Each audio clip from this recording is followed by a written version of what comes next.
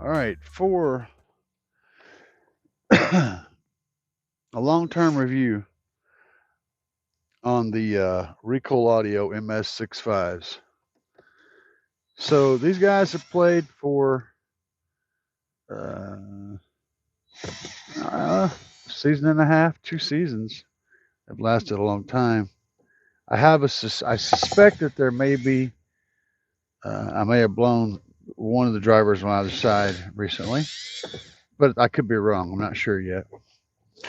I will say that these drivers sound great, and they've been taking 150 watts RMS at around 85 hertz and up for a long time, and I give them a rough life. They've been rode hard and put up wet. I haven't been babying them.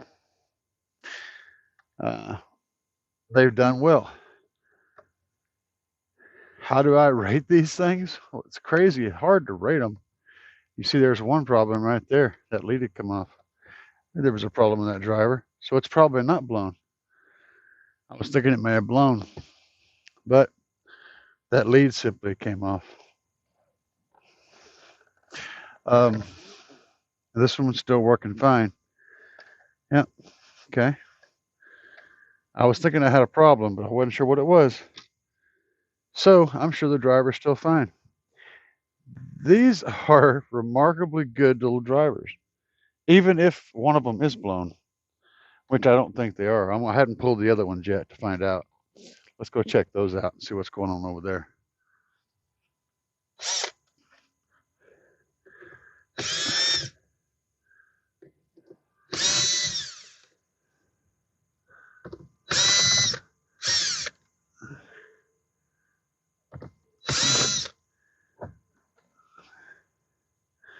See where we are on this one.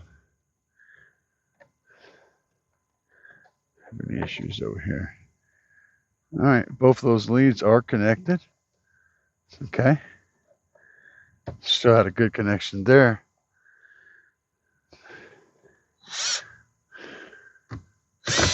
The reason I'm pulling them though is I'm getting ready to put.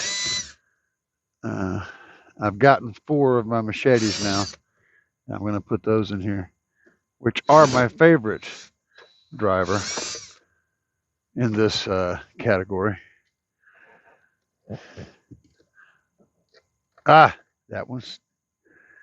Oh, that's no, that's the top wires. Okay, yeah. So all the wires are connected. The side was sounding kind of funny though, so I'm not sure what's going on with it. Still, I stand behind the fact that those drivers are very impressive. So if if you're on a limited budget, um, or even if you're not for that matter, these things, $20 a set, I think, or 20 bucks, was it like $80 for 4 of them? I think what it was. $80 for 4 of them. They'll, if you put them on, I've been running them on 150. You put them on, say, 120 or 100 to 120 watts at 80 to 90 hertz low crossover, you can thrash these things forever, I do believe. And if you got them down in the like 60 to 70 watts area, you could probably cross them over down around 70 hertz and play them forever. So they're great little drivers. I don't have any complaints about them whatsoever. I have put them through way more torture than they should ever see, and they've been working admirably. I'm just hoping I can figure out what's going on in this door. There's an issue. I just got to figure it out.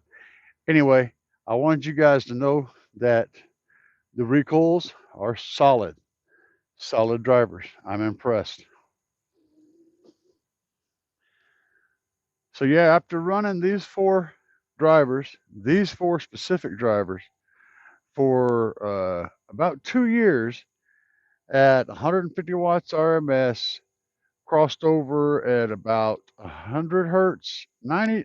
Oh, let me think about this. I range between an 80 and 100 hertz, depending on how I was tuning, um, and up. After running these things for almost 2 years, between 80 and 100 hertz and up at 150 watts RMS, and giving them a plate full of beans on a daily basis, keeping up with 8,000 watt subwoofer system, they have performed beyond my expectations, like way beyond my expectations. They're great sounding drivers. They play all the way up into the high frequency range, well up into tweeter territory, and they stay pretty linear and pretty clean all the way up there with a lot of power on them and a lot of volume. So I'm impressed with them. If you guys are looking for, especially if you're looking for a budget-minded driver, this is it. And the specs on the box say that they'll handle 150 watts RMS. They absolutely will handle 150 watts RMS. If you want them to last forever and torture them, I would play a little bit less than that, maybe 120 or so. If you're going to tune them like at 70 hertz and up, I'd drop that down to maybe 100 watts. If you're running about 100 watts RMS, you can take these down into the 70 watt range or 70 hertz range, and get a real good full range out of them. They'll play lows pretty well as long as you don't put a ton of power on them. But if you're going to play them in their respectable range, which is what does it even list them as? It lists them as 107 hertz to 15K. I totally believe that. That's basically real close to what I was playing them at. So the specs on the box are really accurate. They're well branded. They're well documented. And if you're looking for a good, solid driver that doesn't break the bank, these things are it. And I don't get any kind of kickback from this company. I reached out to them a while back, and I never got anything back from them. But yeah, I can stand behind those guys 100%. The MS65s are beasts.